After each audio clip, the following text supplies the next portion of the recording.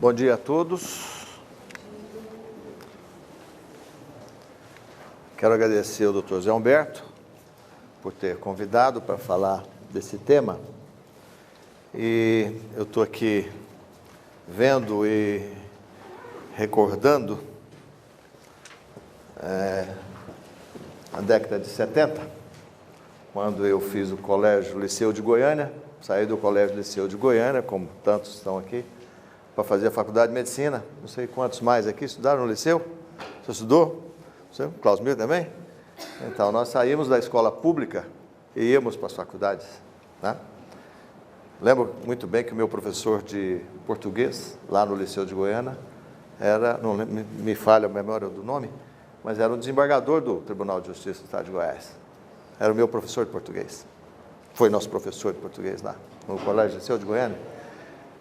Então, a escola pública, né, naquela época era pujante, e hoje a gente vê na situação que está a educação no país, né, que a gente tanto denuncia e vê poucas providências sendo tomadas, né, e todo mundo tem que ir para a escola privada porque precisa de um preparo melhor, né?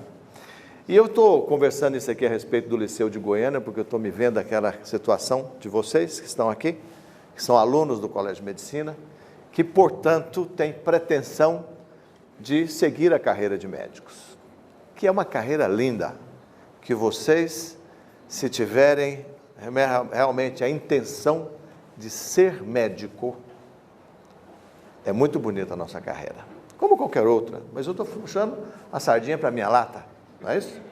Eu sou médico, gosto de ser médico, fiz medicina por convicção e, assim, vou exercer essa profissão até o final da minha vida, né? Espero que com muita dignidade e levando à sociedade aquilo que ela espera do médico, né? Que é a solução para o problema da saúde. E é interessante que a gente vai falar de ética médica e de leis que regem o exercício profissional, porque para entrar na carreira vocês têm que ter conhecimento disso. E para entrar na carreira você tem que estar muito bem preparado profissionalmente para poder exercer essa profissão de médico. Eu cheguei ontem à noite de São Paulo, participei de uma reunião lá no Conselho Regional de Medicina de São Paulo, que está fazendo há 10 anos, essa reunião foi exatamente para publicar os dados dos 10 anos da prova de terminalidade do curso de medicina, ou a prova terminal, ou o exame de proficiência, sei lá, como dizem, como queiram dizer, porque o Conselho Regional de Medicina de São Paulo acha que essa prova é absolutamente necessária para quando se termina o curso de medicina. O que o Conselho Federal de Medicina ainda não encampou essa ideia, mas que precisa encampar. É necessário que haja. Por que isso? Eles apresentaram lá. Houve incremento de 320% nos processos éticos profissionais nos últimos 10 anos no Conselho Regional de São Paulo. 320% de processos, certo? Desses processos, 65% envolve má prática da profissão. E a grande maioria de médicos que formaram nos últimos 5 anos, com 5 anos de formados, até 5 anos de formado. E a grande maioria sem uma especialidade médica registrada no Conselho, portanto, não fizeram residência, conclui-se que não fizeram residência médica. Então, o estado é esse. Leis existem desde a antiguidade. O Código de Hammurabi já dizia que o médico que causar qualquer dano deve responder por aquilo que ele faz. Não é isso?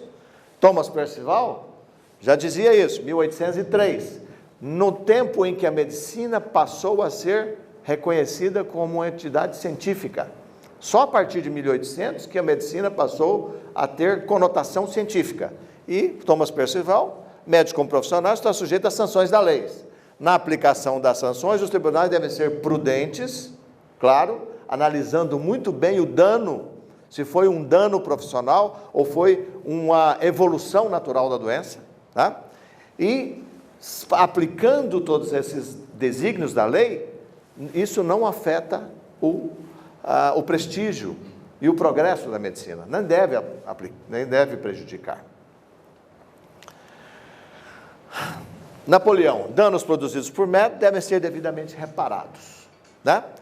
O código mais antigo que nós conhecemos, código cristão, as leis de Moisés, né? Que precederam o cristianismo, né? E que estabeleciam uma lei que um povo pagão não tinha e que era necessário que fosse feito naquela época. Mas o médico, ele responde em todos os níveis da justiça. Ele responde no Código Penal, ele responde no Código Civil, no Código do Consumidor e no nosso, do exercício profissional, que é o Código de Ética Médica, né?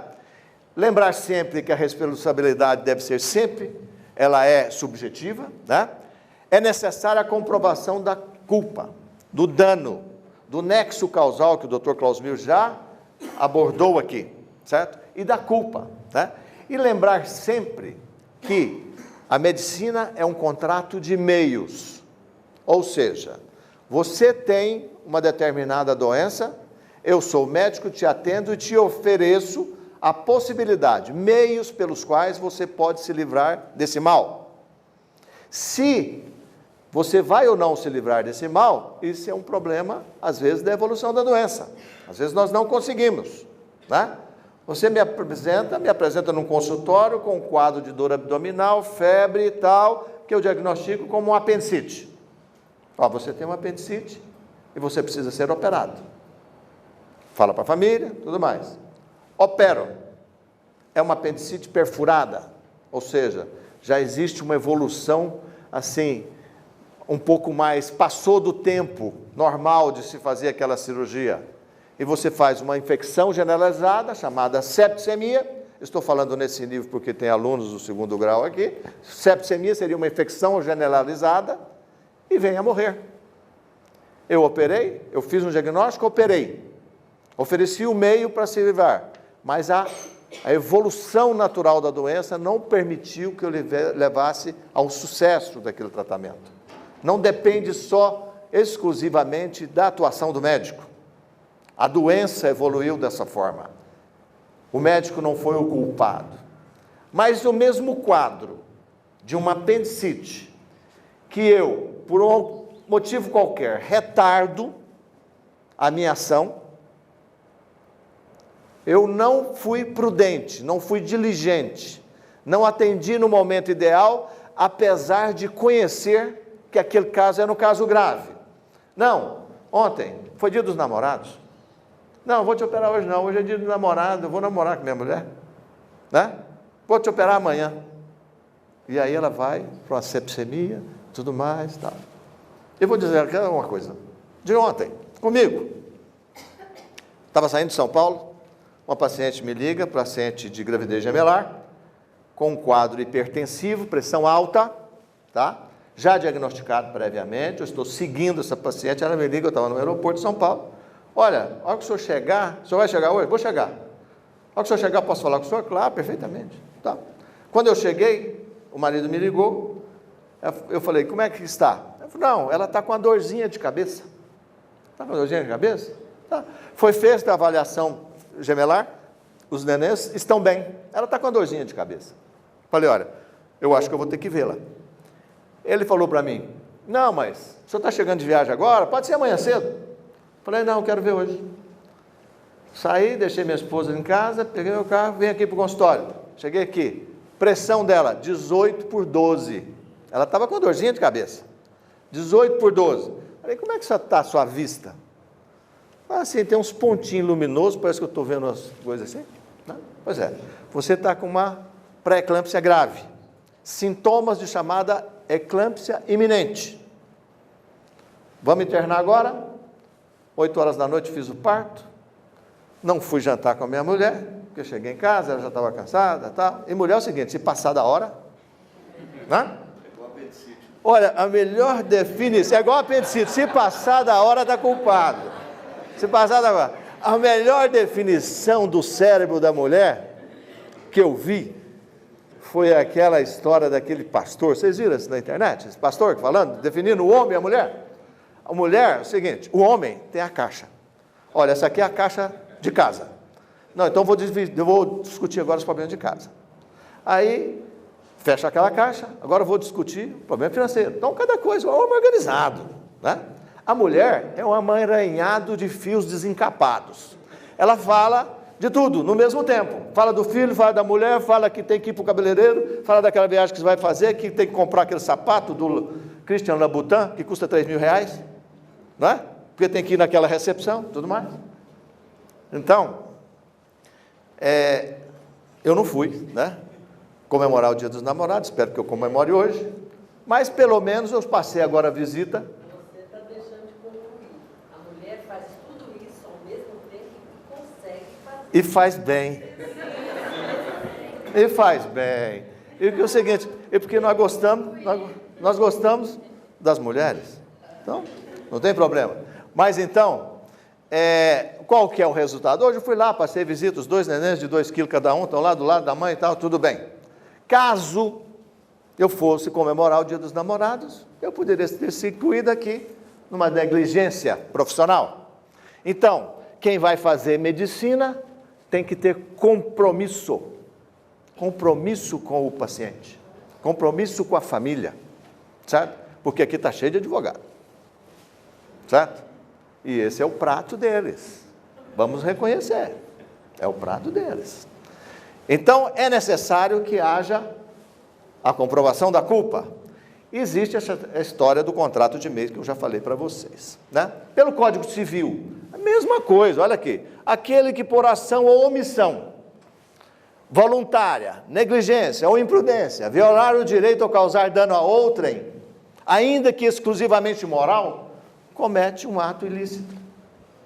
O juiz pega uma ação, vê a instrução, você fala, não, eu sou médico, o juiz não é médico, eu quero uma perícia médica, perfeitamente, vai fazer uma perícia médica, e às vezes utiliza-se até de decisões do Conselho Regional de Medicina, o juiz fica lá esperando, vamos ver que o cidadão entra com um processo, ou com uma reclamação, no Conselho, do ponto de vista ético, na Justiça Comum, do ponto de vista civil, para receber uma indenização. Porque tudo que relaciona a médico e que puder dar um ganho financeiro ao paciente, ele vai querer. Então, o juiz fica lá. Olha, se o conselho decidiu que aquele médico é culpado, eu posso pegar aquela prova e utilizar aqui na minha decisão, quem sabe? Certo? Ou então denomina o perito. O perito é o meu amigo, certo? E fez lá uma perícia, às vezes, assim, coxambrando e tudo mais. O juiz olha aqui e fala assim, tá, tudo bem, joga no lixo essa perícia. Eu sou o perito peritorum. Isso é atribuição do juiz. O perito dos peritos. Ele utiliza-se ou não daquela perícia, se ele achar que a perícia é válida. Se ele achar que aquela perícia não é, tudo bem. Ele vai decidir da maneira da cabeça dele. É claro que um juiz de boa formação, um juiz que age com imparcialidade, que o posto dele exige, esse juiz vai fazer a justiça. Tá? Mas sempre lembrar que não é absolutamente necessário uma perícia para poder ser avaliada pelo juiz, porque ele não precisa daquela perícia. Nós precisamos de agir dentro do que se estabelece. No Código de Consumidor, né? A responsabilidade pessoal dos profissionais liberais está apurada mediante a habilitação da culpa, de novo, nexo de causalidade e tudo mais, e o Código do Consumidor também. Você faz um contrato. A nossa profissão oferece o contrato de e-mails que eu falei para vocês. Nós não podemos garantir resultados, exceto, e muitos de vocês aí que vão prestar o vestibular para medicina, estão querendo fazer cirurgia plástica, porque a cirurgia plástica dá status, dá ganho, né? Dá viagem para Las Vegas, Mas oftalmologista também, viu? Mesma coisa, tá? Bom, só que cirurgia plástica, Dr. Leonardo é especializado em plástica ocular. Cirurgia plástica é um contrato de fim, tá? Eu vou lá com a minha pálpebra caída, falo, eu quero que arruma. Tudo bem. Eu vou lá e falo assim, olha, eu quero o nariz da Gisele Bündchen. Aí você vai na hora lá, naquele coisa, será que ela pediu o nariz da Gisele Bündchen ou do Carlinhos Brown? Ah, pô do Carlinhos Brown, né? Aquela bolacha. E aí, saiu lá na frente, eu pedi Gisele Bündchen e você me colocou o Carlinhos Brown? Será que isso vai dar um processo contra mim, se eu falar do Carlinhos Brown, da maneira que eu estou, mas não? Pode? Vou falar não. Outro. Então, na realidade, esse é um contrato de fim, cirurgia plástica. Tá? E dá muito processo por conta disso. Tá?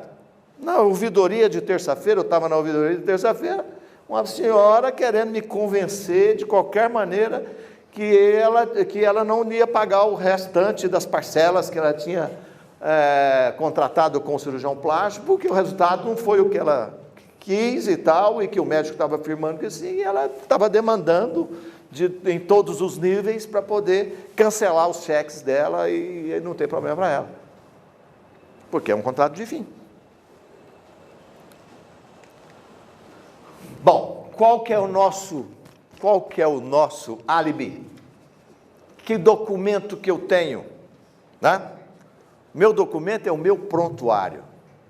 Certo? Então, quando eu atender um paciente, eu preciso ouvir uma história completa, fazer um exame físico, tá? Pedir os exames complementares que são relacionados àquilo, então só aqueles exames complementares, fazer um diagnóstico, estabelecer um tratamento e depois fazer a evolução clínica. Eu digo para vocês que a boa prática médica, 90% dos casos, nós fazemos uma história, fazemos um exame físico, com mínimos exames complementares nós fazemos um diagnóstico, 90% das vezes. Muitas vezes o paciente senta, conta uma história, nós examinamos e fazemos o diagnóstico e já damos o tratamento. Lá em São Paulo, o professor Isaac, que é um ex-presidente do Conselho Regional de São Paulo, falou, olha, nós temos que tomar muito cuidado, porque nós estamos formando 3 tipos de médicos. Primeiro deles, pedidor de exame. O cara chega aqui, faz uma história e fala assim, que exame que eu vou pedir? Ele não quer fazer um raciocínio aqui. Que exame que eu vou pedir para poder solucionar essa história desse companheiro? Então nós temos um pedidor de exame, que é o cara que pede 40, 50 exames, o Klausmir está na Unimed, está enfrentando essa situação que não leva absolutamente a nada, exame não faz diagnóstico. É o médico que está pensando, que está pedindo exame para servir de álibi para uma demanda futura, está redondamente enganado. Se ele fizer uma interpretação clínica errada com 1000 exames, ele vai ser condenado por aquela interpretação clínica errada e aquela conduta equivocada que ele tomou. O segundo tipo de médicos é o plantonista, que é o cara que sai da faculdade, não consegue uma residência, vai dar plantão na periferia, com todas as possibilidades de não fazer isso adequadamente, certo? E o terceiro tipo de médico, parente de médico, filho de médico, tio de médico, tal, que vai herdar uma estrutura do médico, já, do pai, do tio, tal. São esses os médicos que estão sendo formados numa boa parte das faculdades. Não estou querendo generalizar não, gente, mas isso é uma realidade fática hoje. E lembrar sempre desse provérbio chinês, né? Anote tudo, certo? Eu mesmo já fui envolvido numa denúncia ao Conselho Regional de Medicina por tráfico de órgão. Imagina isso. A doutora Lívia até fez um susto ali. No dia da abertura do Congresso Brasileiro de Ginecologia e Obstetrícia, que teve em Goiânia, o único que teve em 1995, a primeira folha do Jornal Popular trazia meu nome como um médico que poderia estar traficando órgãos. Eu estava de plantão na maternidade do Nossa Senhora de Lourdes, chega uma mulher, chama na triagem, a mulher estava em trabalho de parto, período que a gente chamaria expulsivo, e nós chamamos de impossível ou explosivo, certo? Coloquei essa paciente para dentro, eu mesmo coloquei, fiz o primeiro parto, nasceu um feto morto, morte já passada, já macerado, já de alguns dias. A seguir, outro feto veio à luz, morto, possivelmente uma morte recente. Pediatra na sala, tentou todas as manobras de ressuscitação e descrevemos tudo, dado o atestado de óbito, tudo mais. Aí eu fui lá, fui chamado pelo delegado, senador Canedo, fui lá, sentei na frente dele, falei, mas por que eles estão me acusando de tráfico de órgão? É porque o senhor impediu a família de sepultar os fetos por interesses escusos. Eu impedi? Isso não é trabalho do médico. Eu atendi e fiz o parto. Vamos pegar. Quando me falaram que eu tinha envolvido meu nome, fui lá, tirei uma cópia do prontuário, pus debaixo do meu braço, falei, isso aqui é o meu álibi, está tudo aqui escrito. Falei, vamos folhear o prontuário. Estava lá uma declaração da família que não se interessava pelo sepultamento dos nenéns, assinada pelo pai. E o pai estava lá junto com o delegado. Falei, o senhor assinou isso aqui? Ah, mas não sabia o que eu assinei. Eu não tenho culpa disso. Eu não fiz tráfico de órgão. Eu estava lá trabalhando. O médico não sai de casa para matar ninguém. O médico não sai de casa para prejudicar seu ninguém. Sai para fazer uma boa assistência. Isso é o que eu tenho na minha cabeça. Certo? Eu saio todo dia de casa com o sentido de exercer a minha profissão em benefício das pessoas. Má prática, né? Segundo John Richards, desvio do que é aceito como padrão de cuidado e que resulte em um prejuízo para o paciente. Isso é uma prática médica. Erro profissional. Conduta profissional inadequada que supõe a observância técnica capaz de produzir dano à vida ou agravo da saúde de outrem, mediante imprudência, negligência e imperícia. Esse é o primeiro artigo do Código de Ética Médica e é o que rege todas as nossas ações. Nós temos que ser diligentes, prudentes e peritos naquilo que nós fazemos. O médico sai da faculdade para fazer tudo. Pode arrancar a cabeça, unha encravada, drenar tórax, fazer cirurgia cardíaca, se quiser, desde que esteja capacitado para aquilo.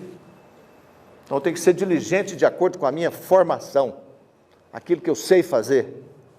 Aí sim. Imprudência, ausência do devido cuidado. Consubstanciado a ação é, pois, a realização de um ato sem a devida previdência. Fazer o que não deveria ser feito. Negligência, ausência de cuidado razoável exigido, omissão de conduta esperada e recomendável. Fosse eu namorar ontem, né, Lívia? É bom namorar, é ótimo namorar, né? Mas vamos cuidar dos afazeres antes, que aí depois até funciona melhor. Imperícia, falta da competente análise e da observação das normas existentes para o desempenho da atividade, despreparo profissional, desconhecimento técnico da profissão. Isso é uma coisa que nós precisamos. Podemos fazer? Sim, tudo que eu esteja capacitado para tal. Acidente imprevisível, isso ocorre na nossa profissão também. Resultado lesivo de causa fortuita e por força maior, impossível de ser previsto ou evitado, qualquer que sejam as circunstâncias. Às vezes as coisas evoluem assim. É imprevisível. Incontrolável. Situação incontornável. Aqui no Hugo, que é muito vizinho de vocês aqui, acontece isso aqui demais. Resultado incontrolável. Motoqueiro na rua, atropelado, tal, trauma craniano, chega lá. Ó, aquilo foi uma sequência de fatos que levou àquele insucesso. Agora, tudo depende disso aqui. Relação médico-paciente-família. Quando as coisas vão bem, até o Washington me ajudou ontem lá, atrapalhei o dia dos namorados do Washington lá, ontem à noite, mas tudo bem, liberei ele mais cedo para poder ir namorar. Mas aí, quando as coisas acontecem assim, de maneira normal, uma evolução satisfatória, tudo bem, mas quando complica, o paciente tem muita dificuldade, paciente e família tem muita dificuldade em entender o que é complicação e distinguir de erro médico. O paciente tem muita dificuldade disso, certo? Olha, fez a cesárea e agora estou com infecção aqui. O senhor que levou essa infecção? Não, tem um percentual de cesáreas que complicam com infecção. Então você precisa estar sempre esclarecendo e nunca se afastar do paciente quando ele tem uma complicação. A complicação tem que ser tratada de perto. Falar, explicar 10 vezes para todos os parentes e tal, e estar ali, atento, diligente, atendendo o paciente. A melhor maneira de evitar a ação de por responsabilidade médica é estabelecer uma boa relação médico-paciente.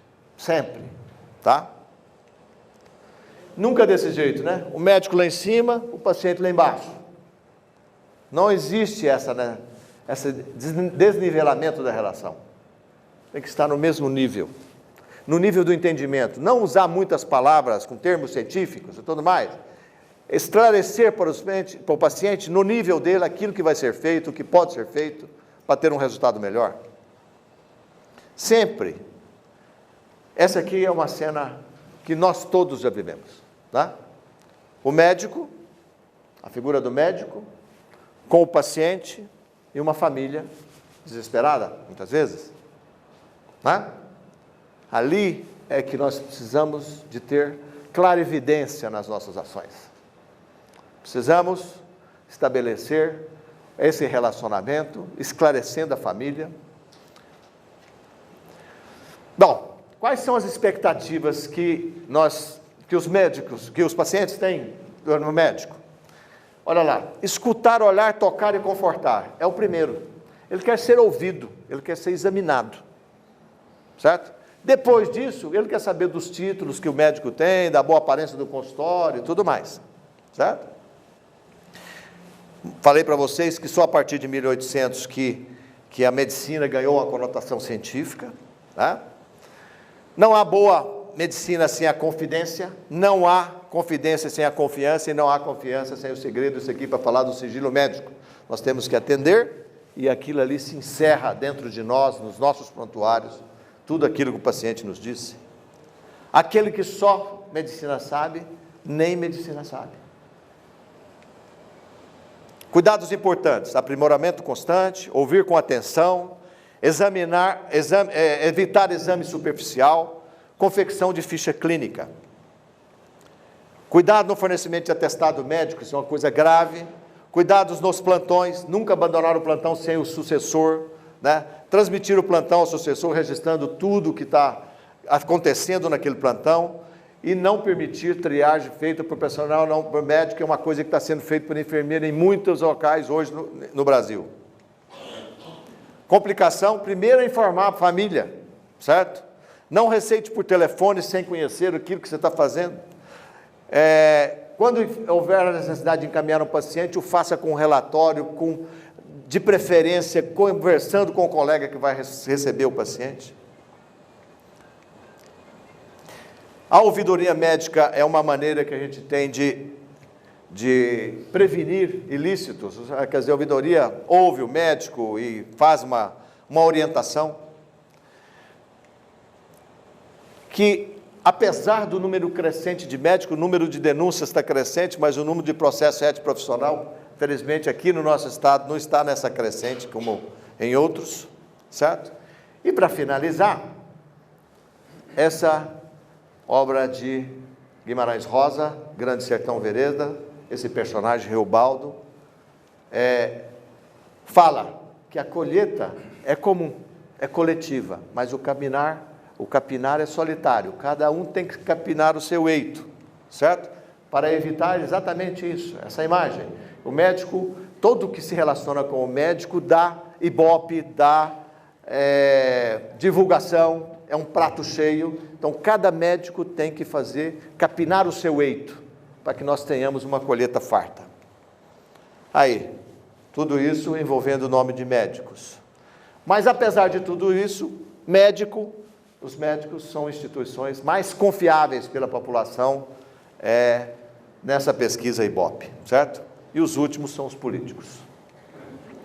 Sem fé não existe amor. Sem amor não existe entrega de si, e quem não é capaz de se entregar não pode ser médico. Muito obrigado.